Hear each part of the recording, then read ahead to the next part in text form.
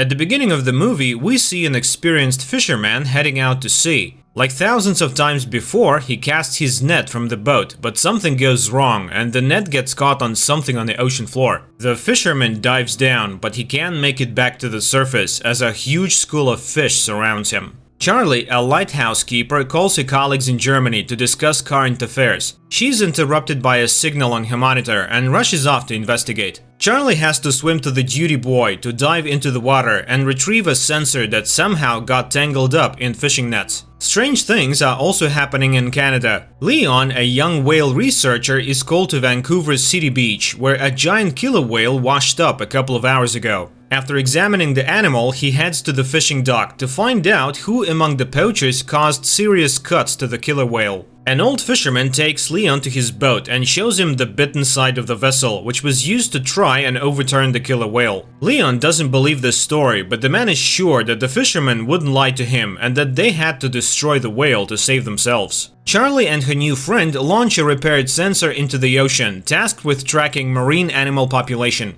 They notice methane ice fragments around the boat, which often rise to the surface, but today there are too many of them. Leon finally hears the whales and learns that they have been seen in various locations along the coast. Before heading out to sea, he calls his girlfriend Lizzie, who has already taken tourists on her boat to see killer whales in the wild. A giant whale appears next to Leon's boat. After freezing for a couple of minutes, the giant disappears underwater, but a whole pod of orcas takes its place. Lizzie takes the tourists onto the deck, and everyone watches in awe as the whales appear. The humpback giant also appears next to the ship, and the tourists are able to see it up close. The strange behavior of the whale pleases everyone except Leon, who tries to warn his friend but is too late. The next trick of the whale hits the middle of the boat. Leon arrives at the scene of the accident and tries to save those who survived the hit, but now a pod of orcas is hunting for the tourists. Leon is unable to save Lizzie. The action shifts to a French restaurant. After gathering fresh seafood at the market, the chef plans to prepare lobsters, but one of them shoots an unknown liquid into the man's face. After wiping his face, the chef continues working, but by evening he and two other cooks begin to feel ill.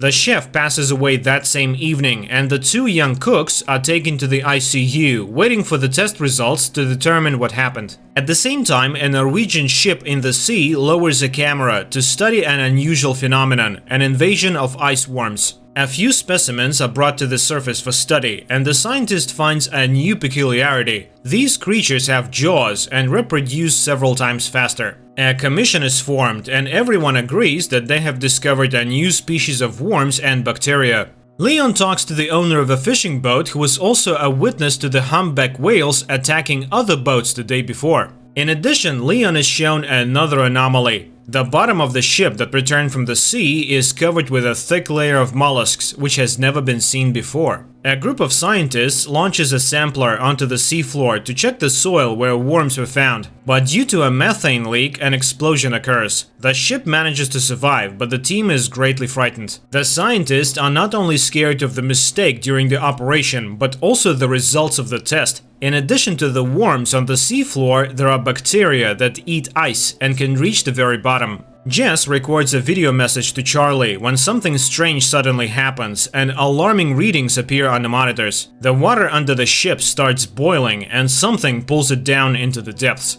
The action shifts to Venice. A young man in love reads poetry on a bridge when suddenly the book falls from his hands and ends up in the canal. The couple immediately forgets about the poetry book because before their eyes is an even stranger sight. Thousands of giant jellyfish rise to the surface. Analysis of the bacteria from the infected chef reveals a new strain that feeds on blood cells. It turns out that several more people have died after visiting the restaurant on the coast. Leon requests permission to perform an autopsy on the killer whale to find out how pollution affects whales and whether this could be related to changes in the behavior of these giants. There is nothing inside the whale that could scare the experts, but Leon finds an unknown substance in its brain, which is sent for analysis. Another victim of infection appears, a young man from a car wash. By putting together all the events, the scientists understand that the bacteria spread from the restaurant through the water supply system. Leon is informed of new cases of whale attacks. Looking at the map, the guy finds a pattern. All the changes occur with the whales during migration. To verify his suspicions, the guy sails to the place where the whales are resting during their sleep. The dive almost ends in tragedy, but Leon manages to install a camera on one of the whales and get out.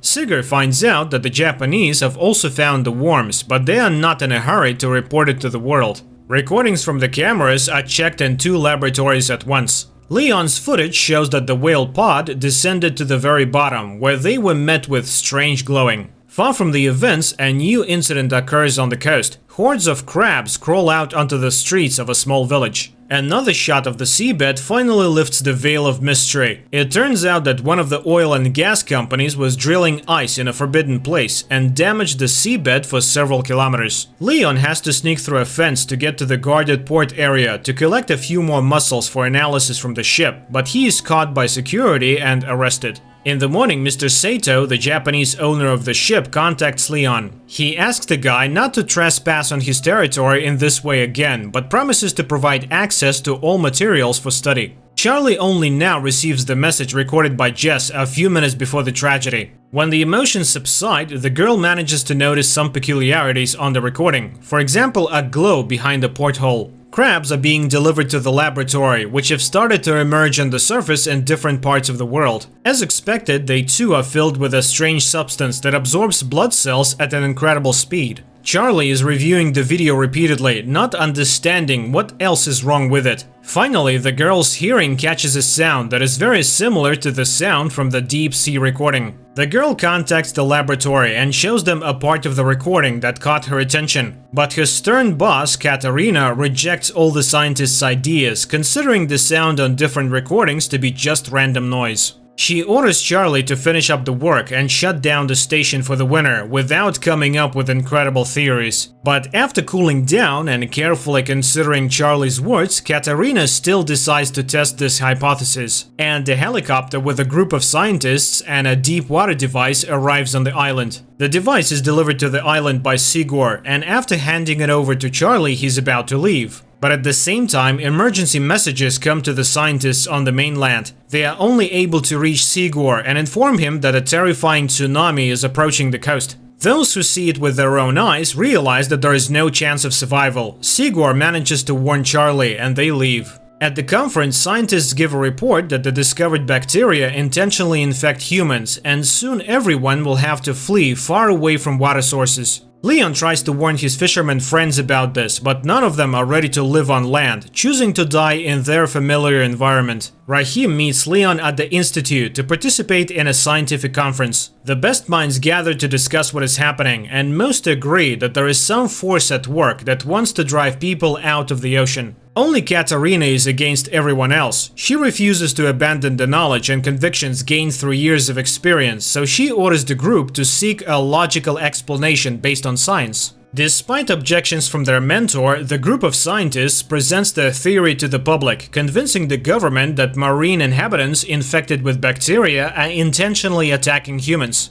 They even give the new intelligence a name, the However, such a version only elicits irony from top officials, who also suggest finding more scientific solutions to the problem than negotiating with an unknown intelligence. Astrophysicist Samantha Grove comes to the scientists' aid. Unlike politicians, she carefully studied the report and agrees that the strange sound on different recordings has all the characteristics of an unfamiliar world language. In addition, her team managed to capture the exact same signal from Antarctica. Another influential person, Japanese Mifuno, also believes in Sigurd's theory and agrees to finance his venture, hoping it will help to save the world. Sigurd assembles the team and informs them of the start of the mission. He suggests everyone think carefully and assess the risks, and those willing to go all the way will be waiting for an expedition to the Arctic in 48 hours. The scientists go home to say goodbye to their loved ones and warn them of their departure. The relatives of many try to persuade them to stay, but everyone understands that this is their last chance to fix something. According to scientists' calculations, the largest accumulation of intelligent bacteria is located in one of the valleys in Antarctica, where they could have lived for millions of years prior. The company is preparing to establish contact, and everyone is playing their role while giving interviews to a young journalist. Finally, the equipment on the ship starts buzzing with interference, and the scientists prepare to capture a signal from the mysterious organism. Sarah, Mifuno's assistant, sits down next to Leon at the table and confesses to him that she would have never believed in their theory if it weren't for her boss, who has proven over many years that his intuition never fails. Samantha is devising a plan. She intends to add a sound of a human child scream to the organism's audio signal and return the recording to the intelligence to show that they are ready to communicate.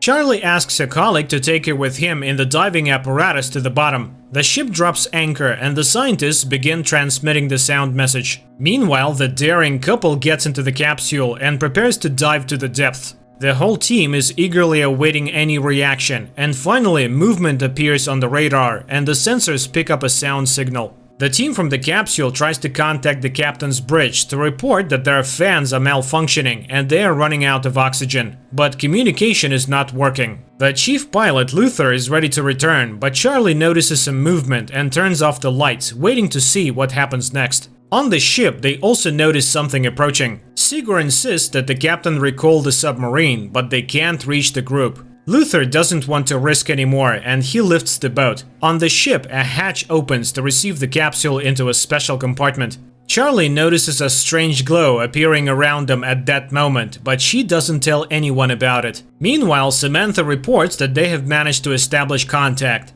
The sound signal has returned, and the child's cry has been altered as a sign that the bacteria understood the message from humans. Dr. Chase is looking for a way to cure those who have already been infected by the bacteria. Luther tells the journalist that he saw nothing at the depth, and everything Charlie saw was probably a figment of her imagination, just like the whole idea of intelligence. Nevertheless, Samantha tries to decipher the messages to assemble them into a response signal that the intelligence will understand. While staying in the compartment with the capsule, the journalist notices a glow in the pool. The lights on the ship go out and interference begins. When everything is restored, the captain sees the journalist's body fallen on the monitor. Chase tries to save the girl, and on her lips she notices a liquid resembling cerebrospinal fluid. Samantha tells the team and the captain that during the voltage surge there was a signal surge and it was so low that no one heard it. But most importantly, in the opinion of the astrophysicist, it originated from inside the ship. Charlie listens to what her colleagues are saying, but she never musters the courage to tell them that they brought the bacteria into the pool.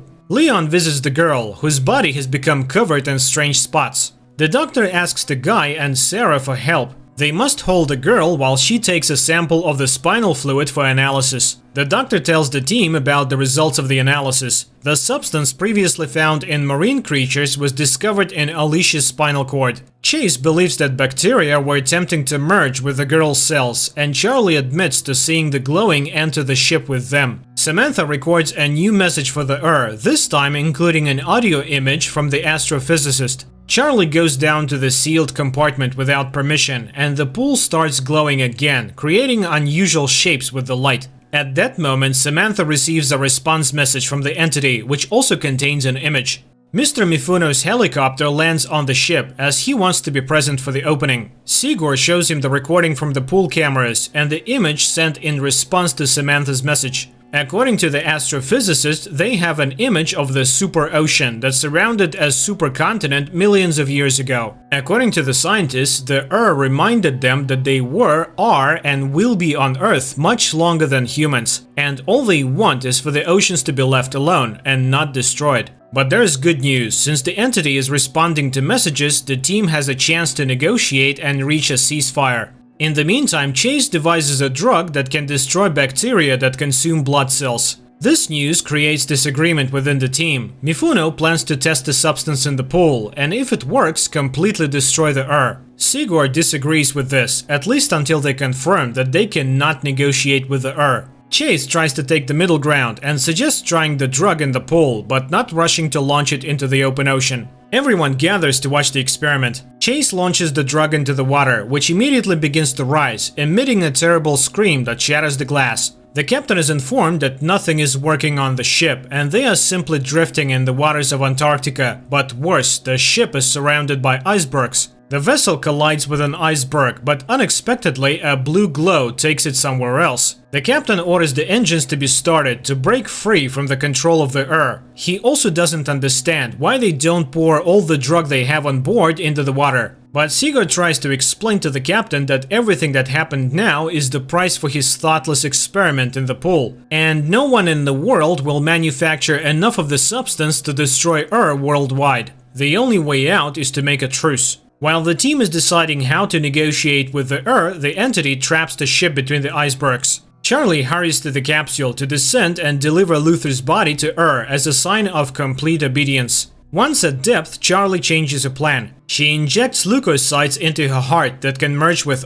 and opens the capsule door. The body falls under the control of and the icebergs release the ship, while billions of lights envelop the girl underwater. Later, Charlie brings the ship to a deserted island. It opens its eyes and looks at the sky with glowing blue eyes. The series ends here. Please write in the comments what you think about this series.